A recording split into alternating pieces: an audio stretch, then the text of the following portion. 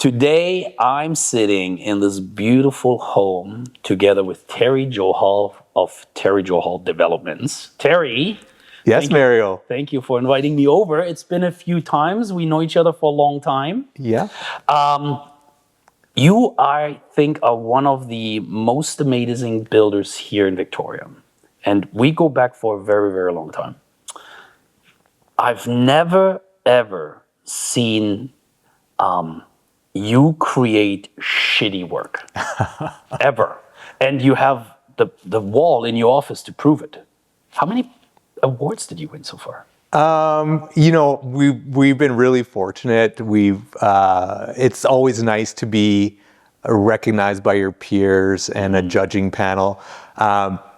It's nice to get that hardware into the recognition, but it's not what drives me or the company. What drives you then? We just want to do good work, and our clients drive us. You're dealing with, a lot of financial investment, emotional investment when somebody's building their dream home, and we want to do right by them. Mm-hmm. I did a little bit of research, and I mentioned it earlier, and I'm like, okay, what's out there on Terry Johal? Nothing, other than great things. There is nothing. I'm like, what the fuck? Is there anything that I can? Nothing. We've been talking, and in your world, we were talking about getting sued. You don't even get sued. Touch on wood, you did. Yeah. You are the nicest man. You have the brightest smile. Oh, thank you. You are a light in the community. How do you do that? And what drives you from the morning to the evening to get there? I mean, thank you again for the kind words. I'm just really blessed. I mean, what would I not be happy about? We live in this amazing country, this, probably the best city in Canada, in Victoria, beautiful weather. And, we're just so blessed that our business has been successful, and we get the opportunity to create. I'm a creative person, and to have that outlet and to be creating and building as a career, I mean, that's, for me, it doesn't get any better than that. No. So you have a very interesting start into the business. Because I was joking about this earlier, but I actually wish I would have done this with my kids. Like when child labor was still active, your dad made you work in his business. Yeah, yeah. And you were 12. Yeah, I mean, born and raised in Victoria, I grew up in the construction industry. That's wild. Yeah. That's absolutely wild. Yeah. And what happened? He just came in the morning and was like, Terry?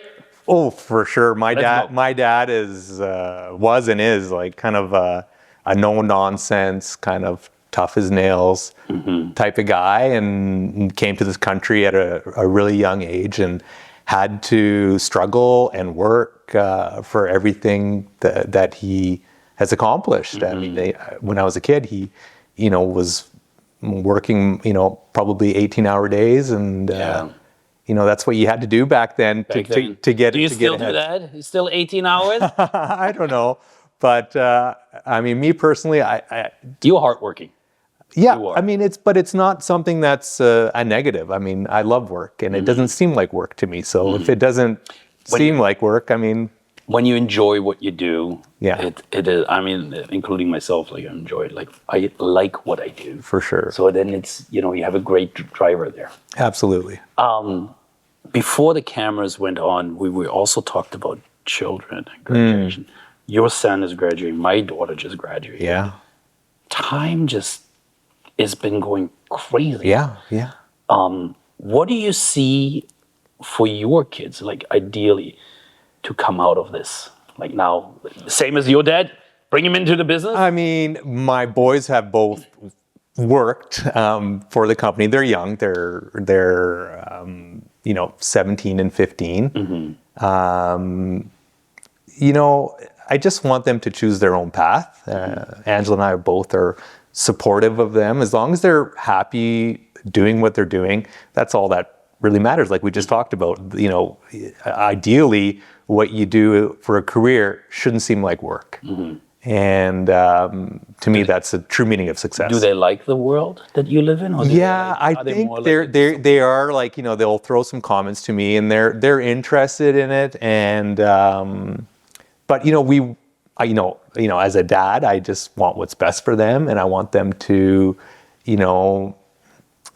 experience life. And if it happens organically, great. We'll support them. But whatever they do, I got their back. Mm-hmm. It's a dad myself too, right? To my girls, and but having a family business and getting them into the family business, actually, something's great to build on.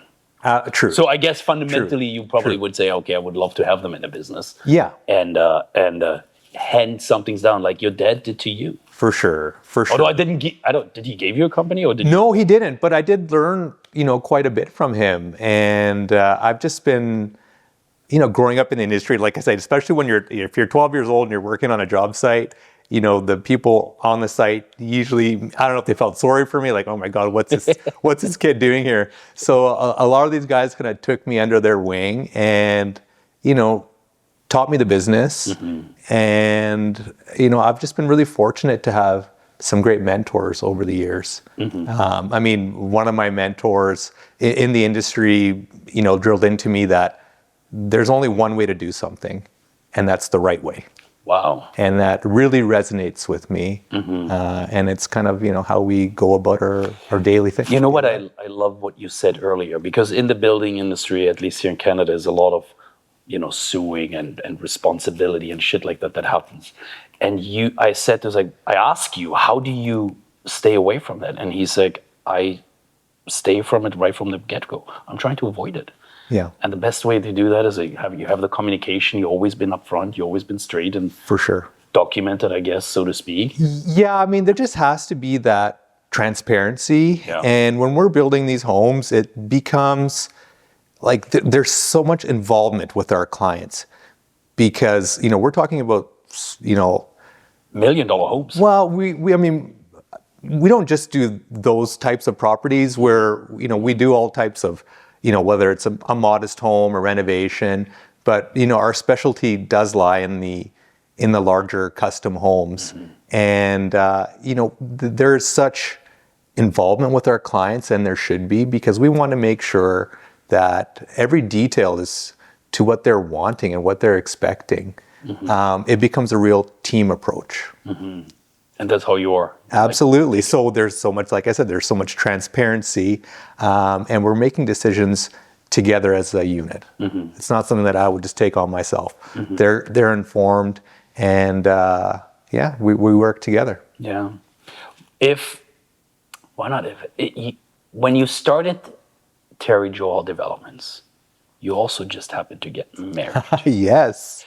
So, yes. And you're still married, Angela, yes. And you are going now, 24 years? We're 24 years, and next year will be the 25th anniversary of my marriage to Angela and the 25th anniversary of starting the company. That's unbelievable. Now, because we live in a world of constant divorces and shit like that, and I'm going to assume you guys are great, it's been a long time. How did you manage that? Because it's not easy starting out. No. Like building a company, having a wife, having children, young children, not being at home. Like, how did you get through all these tough times? Well, it's really the love and support that we receive from my family, especially Angela.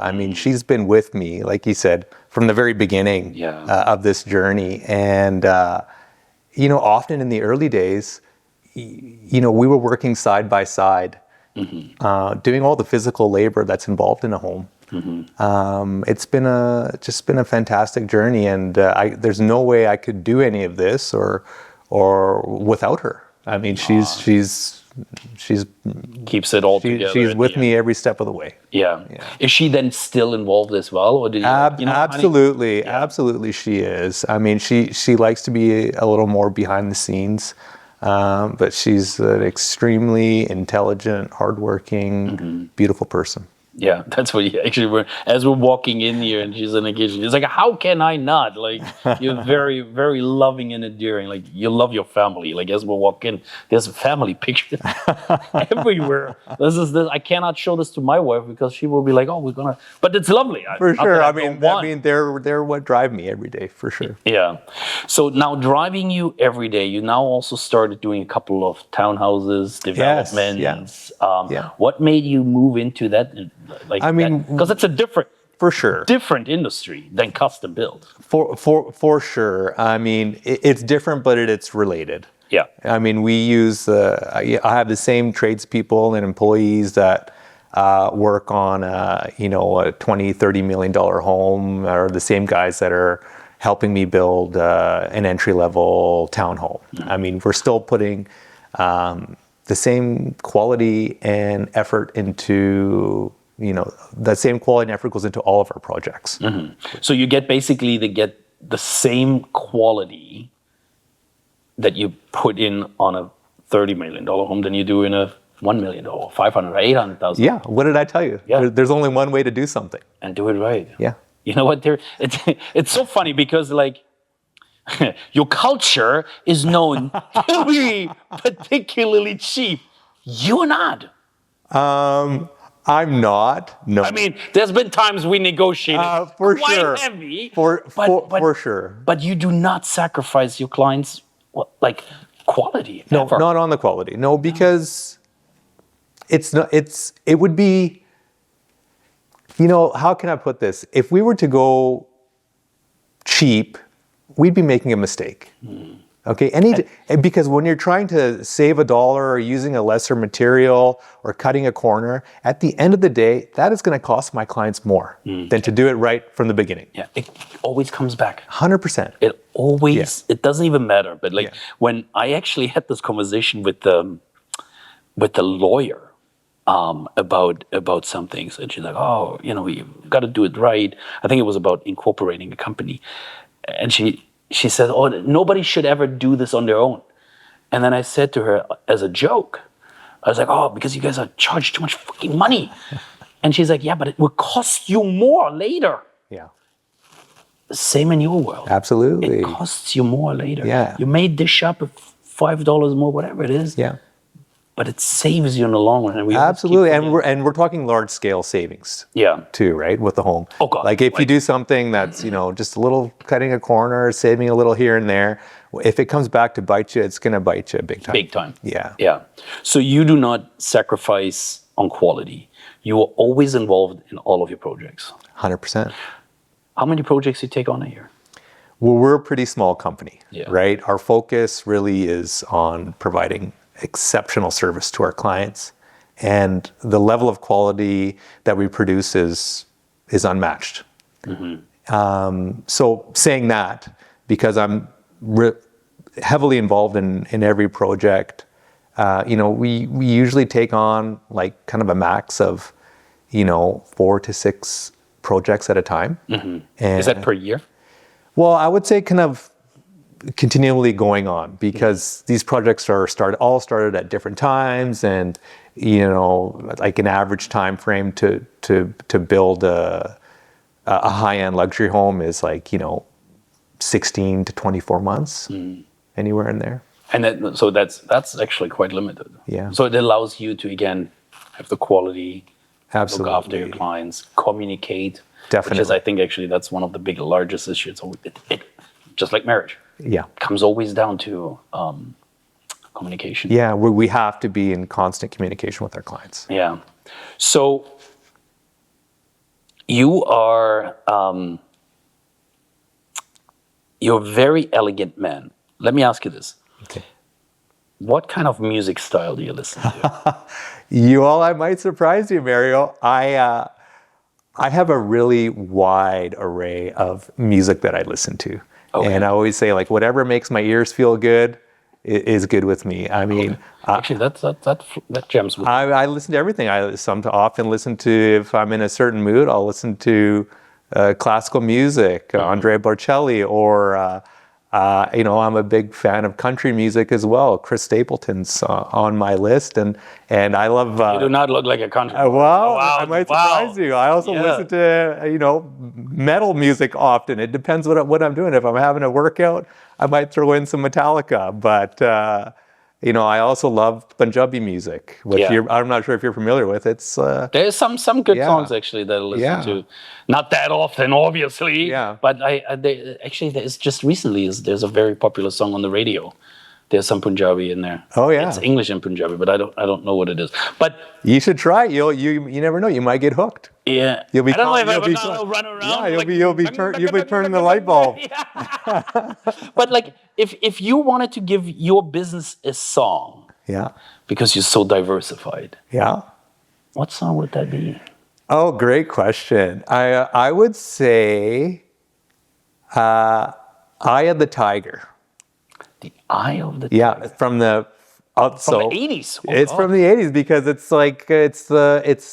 first of all, Rocky is one of the greatest movies of all time. Okay, Nice. And So you like being the underdog, pushing through. well, I can really relate to that movie and song, and I relate it to my business because you have to train hard at your skill. You have to work extremely hard. You can't back down from a challenge. And like no matter how monumental the task might seem, you just have to keep chipping away until you're victorious. Wow, that's actually, we got to play that song. The Eye of the Tiger. I did not see that coming, actually. Yeah, I told you I listened to everything. So because my wife is on the radio, I actually listen to that song quite a bit. Oh, okay. That's why I'm like, that is not a song I would have come out of your mouth, actually, at the end of the day. But interesting. Now, as being a family man, and what do you enjoy other than working? Well, again, we're just so blessed to be in the city of Victoria. There's so much to do here, and I really do love, like as you said, a family man. I love spending time with my wife and my two boys. We're very active people, and we like to do things together. So, we'll go golfing, we'll play tennis, we'll go to a sporting event, or we'll check out. Victoria's got a great food scene, so it's just nice to hang out. It's funny because I mean, I'm on my third marriage, but I love spending time with my wife, but then I also don't. And then I love spending time with my kids, and then I don't. Got it. So like being that part-time parent here at times. Yeah. It's very envious. Don't get me wrong. Like, Yeah. I love that actually that you do that. But for myself, like maybe I just need time for myself. I don't know. But you genuinely hence all the pictures everywhere. Yeah. You are. I'm just really lucky. We all get along really well, touch wood. And I mean, yeah. Are you more introverted? I am.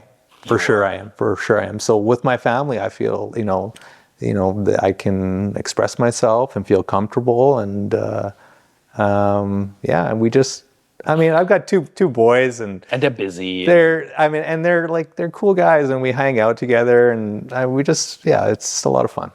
I did have that because I think actually I'm a kind of that too. You're just more politically correct than I am. When people talk to me that I don't want to talk to, I generally don't talk to them. Got it. Just turn around. But you are a very welcoming person. Like you actually. We were just recently at an event.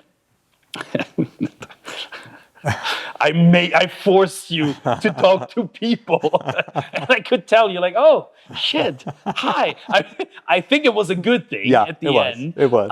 But I could tell you were a little bit, okay, this is a little bit much. Did I just bump into there a little bit? No, like you hit the nail on the head. I am a little introverted and I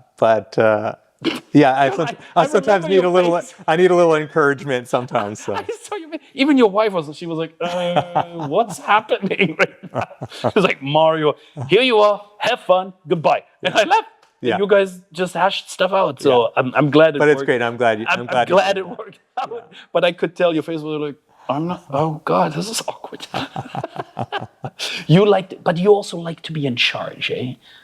Well, Well, I don't know.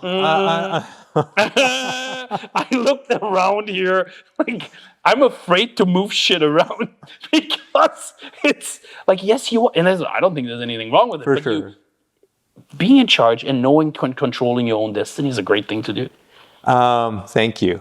It is a blessing and a curse. I would say that. I mean, I can. It's not that I want to be in charge. It's the way certain way I like things, and I can, for example, like I can go into a room and almost like a robot. Naturally I like scan a room, and for some reason, what pops out to me are all the defects that I'm seeing. Oh God. So like I'll say, And how are you married for this? I know, right? So if there's a finishing detail that's not right, or if there's a picture frame that's not hung level, or a wallpaper joint that's not seamless, once I see it, I can't unsee it. It really bothers me. It drives me up the wall. So this is the curse because it bothers you. It bothers me. But then the benefit is you see it. It makes me a perfectionist. Yeah. Because I won't be satisfied until it's perfect. Yeah. And it makes me a great builder. Yeah. It's like I said, like everything is meticulous. Yeah. And I mean, hence, like I'm sure because the house is listed right now because you wanted to move to the next level. I'm sure people walked in here and they're like, "This is incredible." I don't think there's anybody ever would have said anything negative. Can't be. No, I mean, I mean, beauty's in the eye of the beholder for sure. But again, thank you. We all looked at a pile of shit before, actually. We did. Yeah. But you, like, everything, like, it is. And I've been coming to this house now since it was built. 15 years. Yeah. Yeah. Because I remember even walking my dog up here. Yeah. Back when Cleo was still alive. Yeah. And this was built. Oh God! And we do know each other a long time. Yeah. And we featured it in magazines. We had many meetings, many interviews.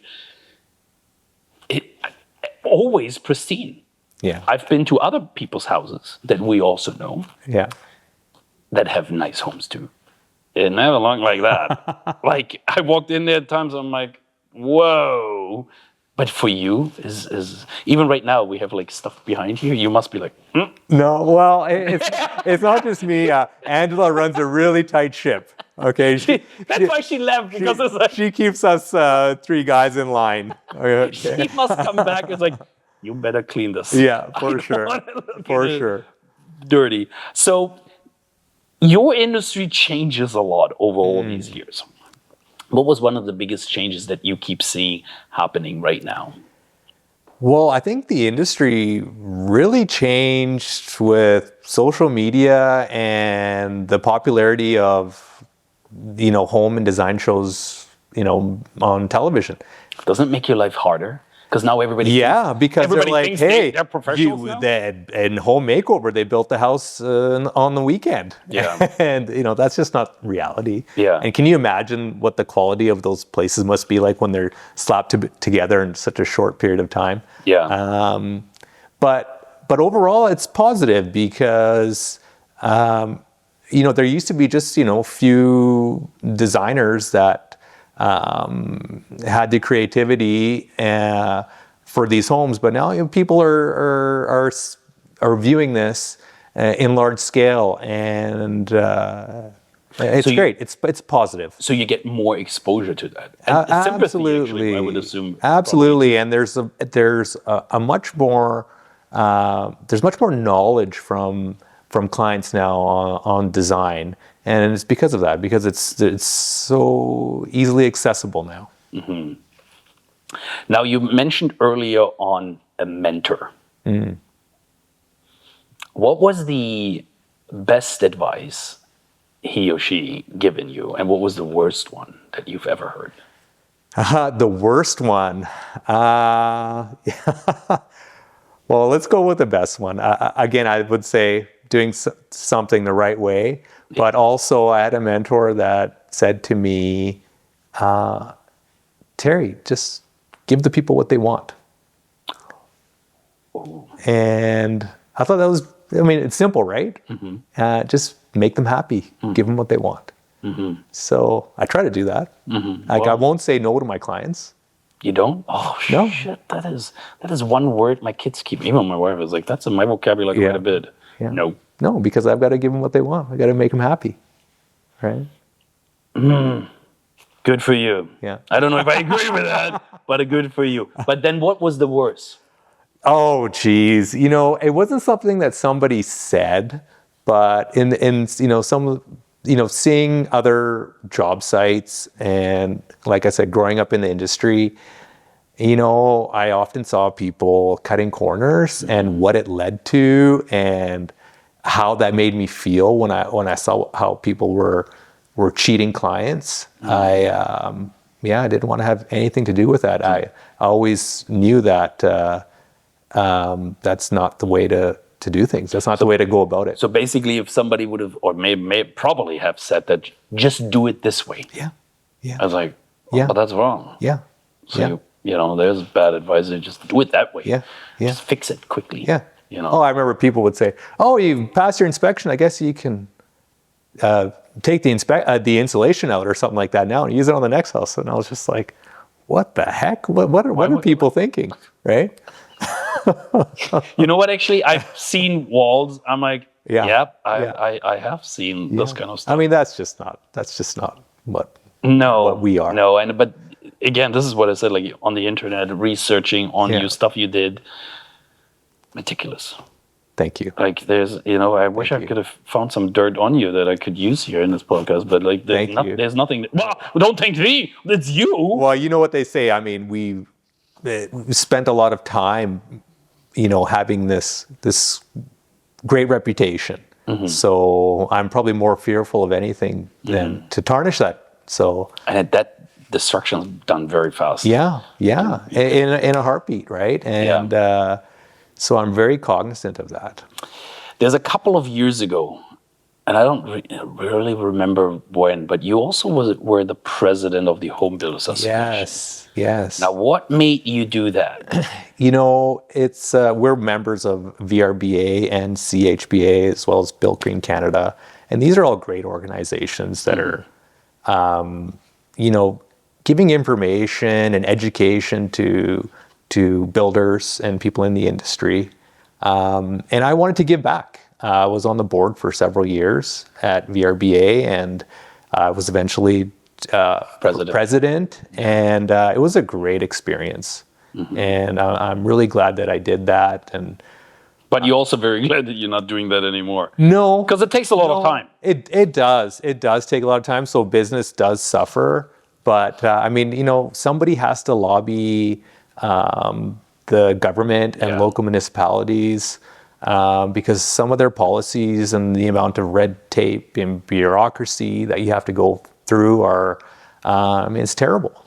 I actually interviewed Blaise a while back, and he said the very same thing. He said the red tape right now, he says, is unbelievable. Yeah, it's terrible. To no wonder that we have the government say, hey, we should build houses faster without the red tape. We're rewarding you know, you now to give the permissions or have the building applications go through faster, and yet still nothing happens. For sure. There's a real disconnect from what, you know, the public sees in the media to what's actually happening behind the scenes. Yeah, it's unfortunate, but there's a housing crisis here. Yeah, and one of the ways to help that crisis out is to improve the housing stock. So we need to build more. We need to build more, and yet we're bitching and we're complaining. We're not making it easier. But then I just read actually on the news that we still had another 852,000 immigrants coming here. Yeah, the housing market is not going to go down anywhere. Like it can't by math. No, it's just math. Yeah, that's crazy. So if the red tape, so you would agree to that too? Like the red tape just needs to come out of it, and like it's horrible. It takes so much time. It increases the cost. And these are all things that are hurting, you know, purchasers these days. Bureaucracy, man. It's terrible. It is. You know what? I mean, I have to say, like, yes, we are complaining over here quite a bit about it, but my brother lives in Germany, and it's not any better there. Yeah. actually. Yeah. Bureaucracy in every country. Well, actually, I have a friend of mine. He built a townhouse in Italy, small village in Italy. He's a builder, like Yeah. you. Yeah. And he said, oh, like initially when he first started out, he's like, oh, I'm going to have that done in 6 months. And he had everything lined up and this and that. And then I think 2.5 years later, he just took possession now. Yeah. 2.5 years later. Yeah. And that's in Italy. I mean, we have those problems everywhere, Yeah. but nobody comes up with a solution. Eh? No. And I mean, don't get me wrong. There's people like the inspectors that we work with. These are all fantastic people who are extremely knowledgeable and great to deal with. But I think it's just some of the higher ups and the policymakers, they just have too much control, and there's nobody really overseeing their boundaries. Oh, let's hope let's bring that to Canada. Yeah. Move this up a little Yeah. bit. Move that up the chain up there Yeah. so that they can move on. Yeah. Now for the future of Terry Johal Developments. Where do you see yourself?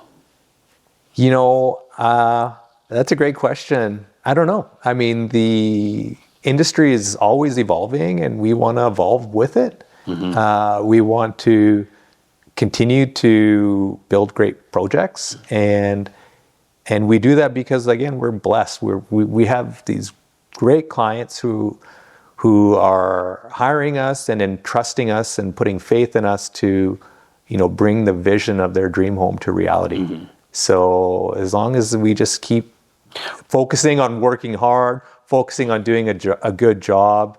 Terry, you have a lot more gray than you did back then in your hair. And so how old are you now?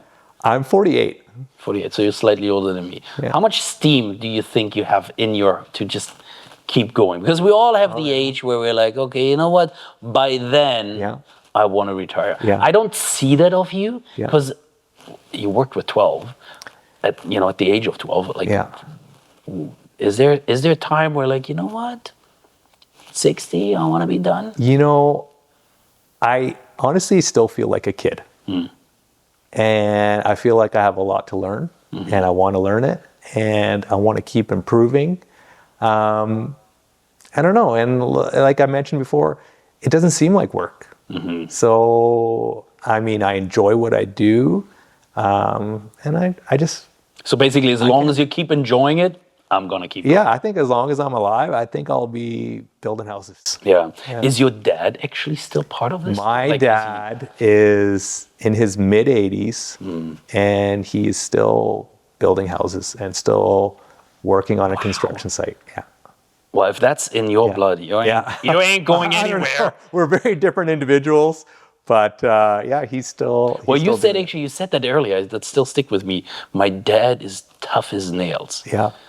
I hope I don't. You don't strike me as tough as nails kind of a guy. Hence, all the family pictures, all the love and care. Yeah. So are you like the opposite? I'm not like the opposite. I'm not tough as nails, but I am demanding on our employees. I'm demanding on our sub-trades, but I'm also very nurturing and caring and loving towards them, because you can't just be one way with somebody. If you're trying to get the best out of somebody and you're trying to produce this amazing work, they need to be treated with respect, and they need to love what they're doing as well. So you align yourself with the right people, and absolutely. Like in my world, I've been in the publishing world for the longest time. Like aligning yourself with the right people, and then let them do their job and hold them accountable to that. Yeah. I think makes a difference for sure. But let them. That's why you hired them in the first place. Yeah, and you know what? Because my name is in is the company name. It's not me. It's not just me. No, right? No. I mean. There's so many. I have a team. I have just the most amazing employees and tradespeople that work for me. And any success is shared with everybody. It's not just one person that makes things happen. Now, out of all of the amazing homes you build, which one is your favorite? And you're gonna get me in trouble here. It can't be your house. No. You know what? I am just really. I don't have a favorite home. We all have one. It's like If I ask you who's your favorite kid, I don't have you're a gonna- favorite kid. I don't. I love them equally. Okay. And, I'm just more proud of the work that's done on these homes, the level of quality. Which one? I'm not going to let you off the hook here. One house that left the most impression on you. Okay. I don't want to mention No. the customer's name or the house, but there was a house I did many, many years ago, and it was my introduction to an extremely high-end build. Oh, really? Eh? And it was a wonderful family that we worked for. We ended up building a few homes for this family throughout the years. But that was my introduction to... So was it one of your first houses? It was early. It was definitely early. But was that maybe the time where you're like, okay, I want to stick with this? Yeah, it was maybe about 20 years ago. And they were very affluent, influential people. And the level of quality that they expected, the fit and finishes that went into the home, the type of appliances, they were very specific, and it just really opened my eyes to what's expected. So it was the best learning experience for me, and it's a home I'm very proud of, for sure. There you go. So you do have a favorite one. That wasn't so hard. I guess not. You don't have to favorite. But I do love all the homes that I built. I do. Like, I pour my soul into these houses. Like I said, whether it's like a huge estate or something modest, it's the same energy and effort level. No, and I've seen, I've featured a few of your homes. Yeah. Incredible. Everywhere. It was never a home where like, what the hell? No, it was always, you can tell actually, and it does make a difference. Yeah. If you put houses, between let's just call it crappy builder for sure. and you, it stands out. 100%. There's a qualitative difference in feel when you're in a home of that caliber. And even yes, this is your home. But coming in here, it feels really homey, and it feels very caring. Like, wouldn't you agree? Like, doesn't it feel like you walk in and like, this is lovely. This is a warm home. It's not. Thank you. It's stunning. So, obviously, I hope you're going to sell it because you want to move on to the next venture. I do. I'm ready for another adventure. Yeah, it's been 15 years now that you've been. 15 years in this house. Yeah. This is, and I love that you now at the point where like, okay, next step. Kids graduating. Kids are graduating, and the larger family is dwindling down to two in the home. So it's time to maybe downsize a little bit, have something a bit more manageable. And I know. I went to the washroom. I needed a map too. It's like right over there, around the corner. But it's beautiful. It's unbelievable. Thank you. So Terry, I look forward to see more of you, and I'm sure we're gonna have another interview. So, all right. Thank you so much. Awesome. Thank you, Mario. That's wonderful.